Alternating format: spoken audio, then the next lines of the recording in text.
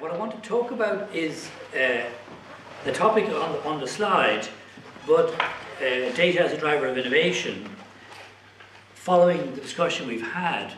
but also maybe to relate that a little bit to Nesk's evolving role as an environmental advisory council to the Irish government. You probably know that Nesc is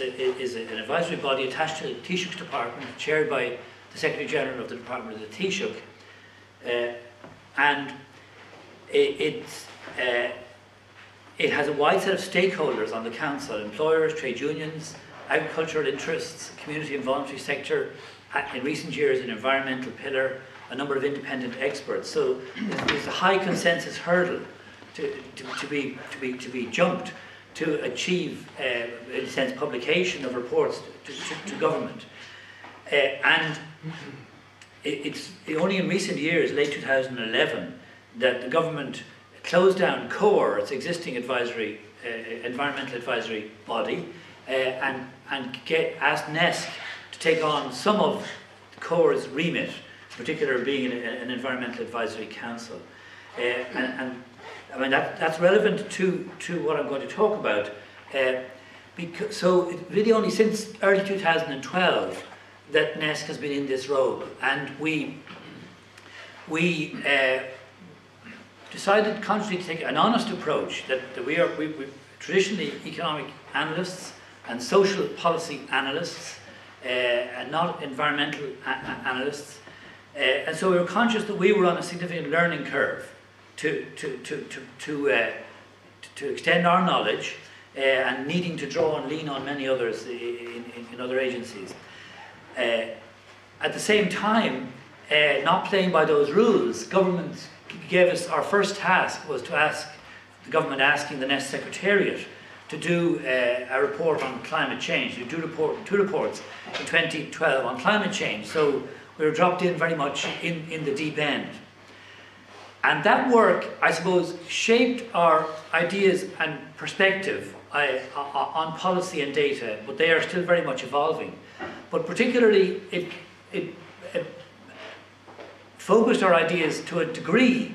on the role of data gathering and data use in innovation in learning, and that's what I want to explain a little bit more. But we're conscious that that has to be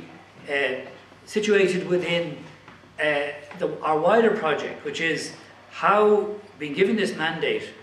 we really do link it to economic and social strategy and deliberation in the council. So we're conscious that the ongoing project is for us to achieve a genuine integration of environmental issues, policy concerns,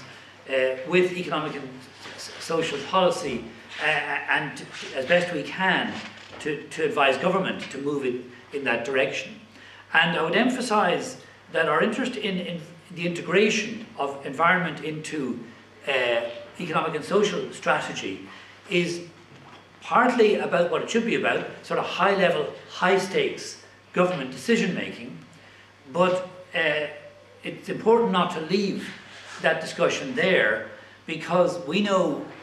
from experience over many decades of the limits of high-level strategies, in many cases, not in all cases, if they're not really connected to implementation processes and don't really engage the actors that do all the actual lifting in the economy and society and business, in public services, etc. So we're also interested in the integration of environmental concerns at administrative and ground level, whether it be in the public service or in the private sector. And as part of that evolution of our knowledge base, we asked Envicon and Andrew and Cara particularly to do this report on environmental data, and I think they've done an excellent job. In a way, today's turnout, I think, is a testament to the quality and comprehensiveness of what they've done. And we decided, when that was done, not to do the usual process of seeking the council to reach policy recommendations on the report, partly because it requires this wider set of stakeholders that are here today to really deliberate on it.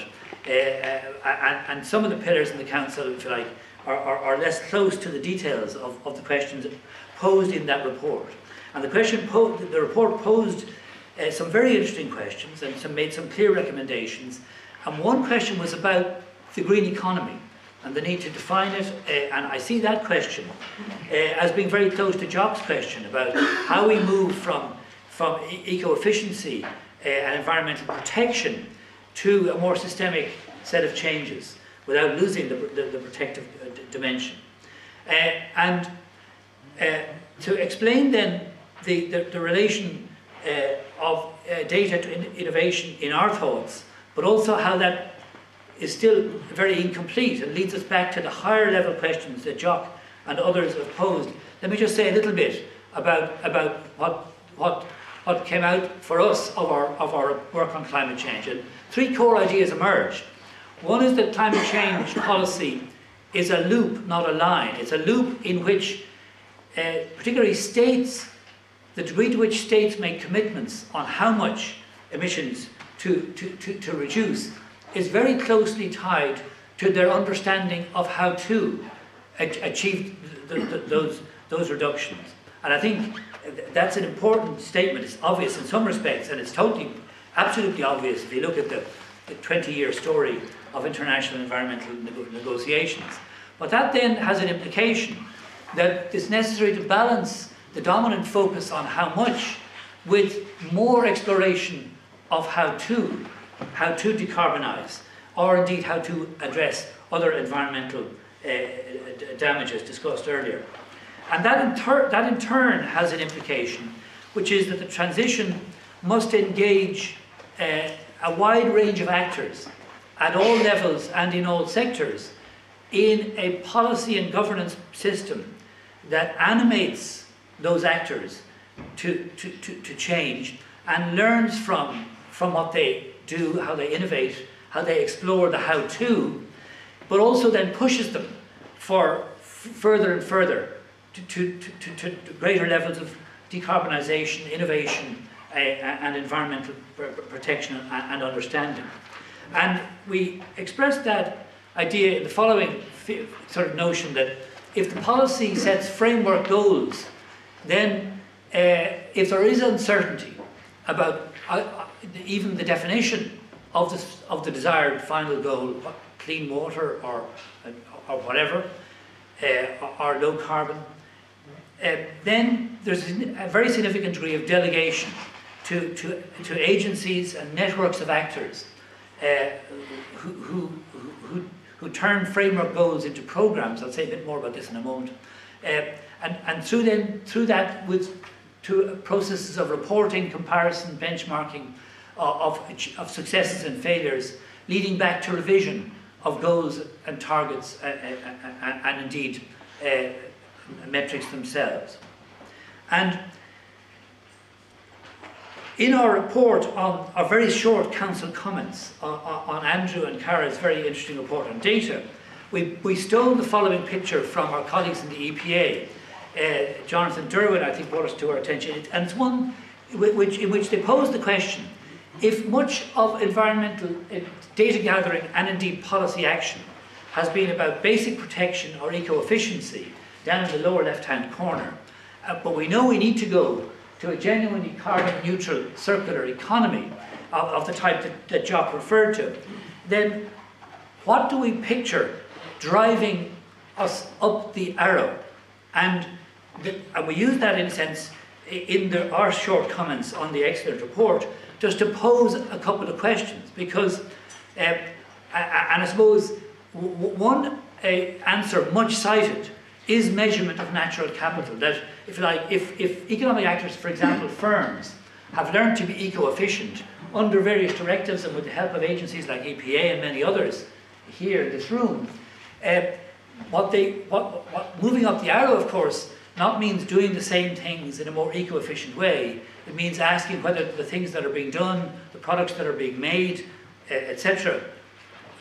can be continued or need to be replaced in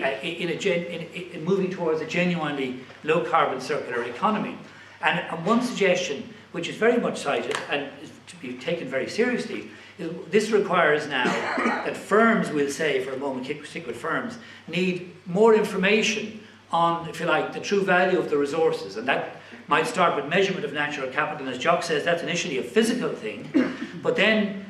one inference people would make from that is that requires then the true value or price of natural capital to be calculated, and that information would be, if you like, a driver of change, maybe through pricing enforced by policy to reflect the true value of resources. I should add, I'm enough of a 70s radical to share Jock's view about natural capital and its pricing. I go further and say even human capital, I must say, is a term that makes me a bit queasy. But so that's one kind of perhaps dominant view, is that moving up the arrow requires that we more comprehensively measure the physically natural resources and ecosystem services, but then price them or value them in economic terms, and that pricing, therefore, would be the information which would allow firms to make decisions about getting out of certain practice and into others. In some contexts, there's, of course, a very immediate economic benefit. If more eco-friendly activity is cheaper than more damaging activity, or if there's greater demand from consumers for it, there's a direct and fairly tangible economic benefit which will drive improvement. Clearly, regulation has a key role in many spheres, and Jock referred to, if you like, the huge body of regulation as indeed a driver of innovation. But there are other contexts, or penalty defaults, if you like, incentives from dominant actors or from policy. And I suppose the question we're posing is, to what degree could the kind of micro data generated by the EPA in its work with firms, in its work with hospitals on waste management, the kind of fine-grained data that's generated in these existing processes of eco-efficiency, in what context and in what ways might that actually itself be an engine for moving up the arrow, and what would be required in addition to turn that fine-grained data into an engine? Does it require more regulation? Does it require more economic pricing, etc.? And I'll just comment briefly to finish on these themes. We have done a very small study on two areas of Irish policy: Origin Green in agriculture, a very interesting process, I won't say much about it, but in which the Irish public agencies working with Teagasc, Borbia, and with the farm organisations, and indeed many farmers, are developing systems of certification measurement focused on food marketing to drive a very interesting process in food and agriculture, focused on environment but also including climate. And this is fascinating, partly because it's only a few years ago that food and agriculture was the sector which was sort of, no thanks, whatever about the rest of you, we can't do, you know, the climate agenda, and the climate agenda was the enemy of agriculture, and agriculture was somewhat the enemy of the climate agenda. And that's really changed in recent years through this program and process, and through many other processes. Secondly, we look at green public procurement and the creation of a new Office of Public Procurement. And our interest, in a way, is in to what degree, what's happening in these two spheres, and to what degree are they examples of an interesting process of change. And we conceptualize the issue this way. There's a process of policy framing and steering at the policy centre, involving government and maybe senior agency actors. Then there's a process which, except where hierarchy works, which is rare enough, then there's a process where agencies and sectoral actors turn those kind of high-level goals into actual programs like Origin Green or other programs, and invent the metrics and conduct the kind of peer review. But unless those agencies actually know the solutions, they in turn have to engage the frontline ground-level actors, whether it's farmers, food processors, or in public procurement, the public bodies that use procured services in IT, furniture, energy, etc. And we're we're interested in reflecting what I said earlier, the processes of delegation in which the policy centre delegates to agencies, which in turn engages the frontline actors, for example, the farmers and food processors. And where that happens, we also see interesting processes of upward feedback, because if it's necessary to animate the frontline actors to make something of all of this, it's necessary that what they find out and what they measure and what they change is fed back in a policy process through the agencies and back, in a sense, to high-level policy. But and so we get a kind of circular process, which is, in a sense, yet to be made perfect, I think, in any sphere, but we have a sort of a framework or notion of what it is we're aiming to achieve. And a question then, I suppose, I will finish on, which we pose in this forthcoming report to be discussed by the Council in the next few weeks, is at each of these different levels, at the level of the policy centre and policy framing, at the level of agencies who turn those kind of high-level goals into programmes, and at the level of frontline actors on whom we all depend to actually make the changes, the kind of innovations Jock referred to. What data will best support effective action at different levels? And we're conscious that our focus on the power of data at the lower two levels in this picture, which we kind of document in our climate work and subsequent work, is only gets you so far if the higher level goals and the integration of environmental goals into high level policy and programs leading to transformation rather than just eco-protection is incomplete unless there's also data and knowledge which influences high level strategy. And that's, in a sense, the question we pose in our short comments on the report, and which the report, I think, provides the grounds for a discussion of. Thank you.